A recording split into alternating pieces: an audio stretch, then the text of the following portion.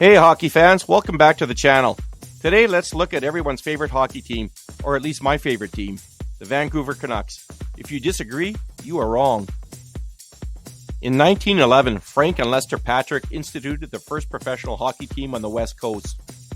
The newly formed league, known as the Pacific Coast Hockey Association, consisted of 3 teams, one of which was the Vancouver Millionaires. The Patrick brothers would manage and play for the team. The team would play as the Millionaires from 1911 until 1922, before being renamed the Vancouver Maroons from 1922 until 1926. The Millionaires, led by Frank Patrick and Fred Cyclone Taylor, emerged as league champions and defeated the Ottawa Senators to earn the first and only Stanley Cup championship. In a best-of-5 series played at Denman Arena, the Millionaires swept Ottawa by scores of 6-2, 8-3, and 12-3. Vancouver would make the finals in 1918, losing to the Toronto Hockey Club 3-2, and again in 1921 and 1922, losing 3-2 both times, first to the Ottawa Senators and then to the Toronto St. Patricks.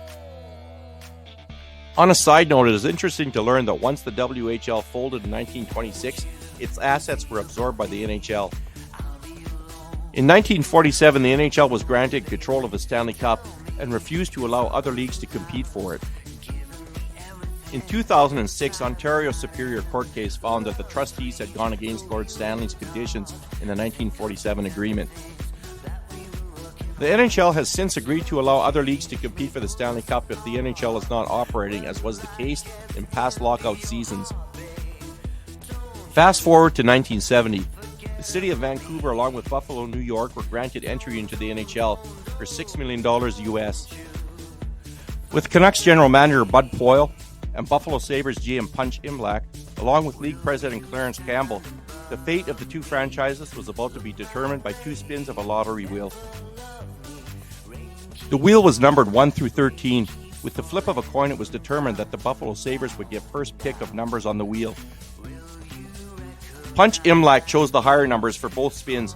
On the first spin, the wheel landed on number 8, giving Imlach first pick at the NHL expansion draft the next day. The stakes were much higher on the second spin, as the first pick in the amateur draft would be an opportunity to select French-Canadian prospect Gilbert Perreault. As the wheel began to slow on the second spin, it gently landed on number 1. The room erupted in joy, as this meant the Canucks would choose Perreault as the first pick in the draft. It was Imlach who pointed out that Mr. Campbell was mistaken. The wheel had landed on number 11, giving the first pick to Buffalo. The Canucks labeled the day Black Tuesday. The Sabres went on to select Gilbert Perreault, and the Canucks picked Dale Talon. Dale Talon impressed during his rookie season, breaking Bobby Orr's record with 14 goals and 42 assists.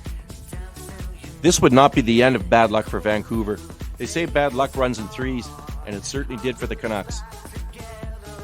Canucks GM Poile wanted the Canucks colors to be blue and gold, but Imlach beat him to the punch, no pun intended, filing with the league before the Canucks did. As a result, the Canucks had to settle on royal blue, Kelly green, and white. These colors were representative of the ocean, forest, and snow-covered mountains of British Columbia. The jersey design was perfected by local artist Joe Borovich, a large C in the shape of a hockey rink with a hockey stick in the center. The Canucks have had many jersey designs over their history. The V design was considered one of the ugliest jerseys in North American pro sports. The jersey was the brainchild of Ernie Boyd.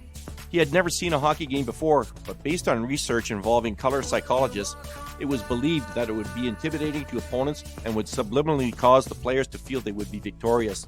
This is the only jersey worn by the Canucks that they never missed the playoffs while wearing. On the flip side, the flying skate, or plate of spaghetti jersey, is the most liked jersey by Canuck fans and favored among NHL jersey collectors. Even the current Canuck players have endorsed the jersey and have asked that it be brought back.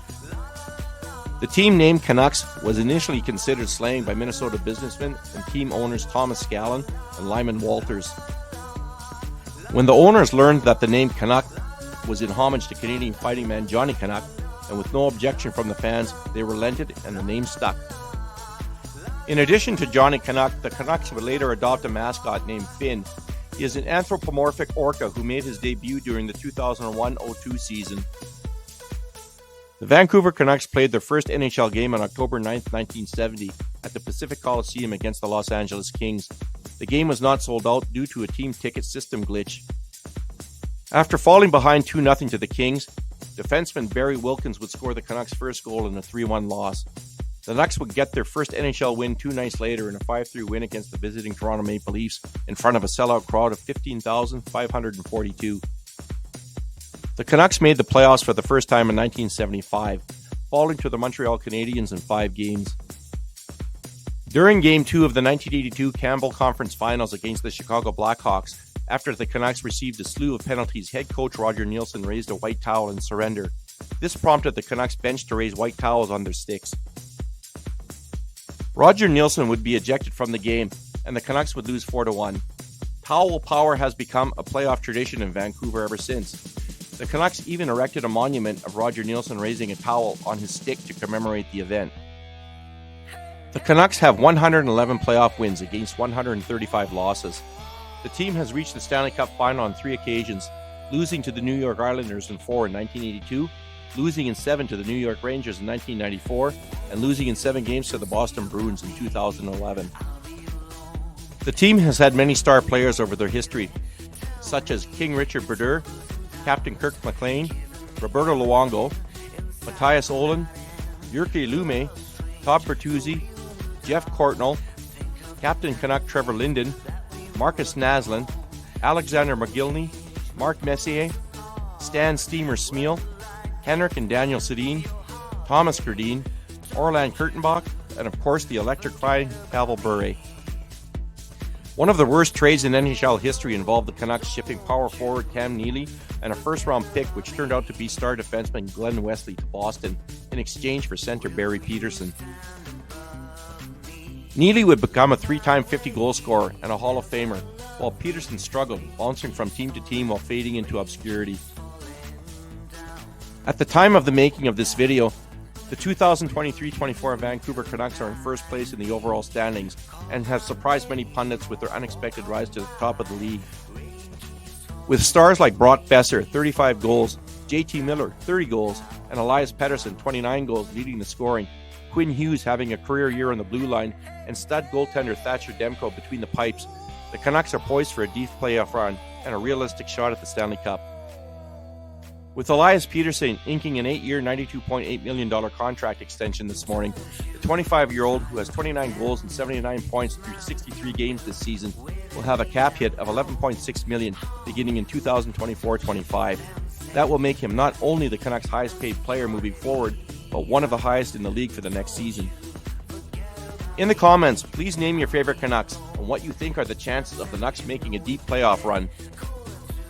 Hey hockey fans, if you like this content, please slap that subscribe button. You can also follow my blog at https://tedtalkshockey.com, and remember to keep your stick on the ice. Thanks for watching.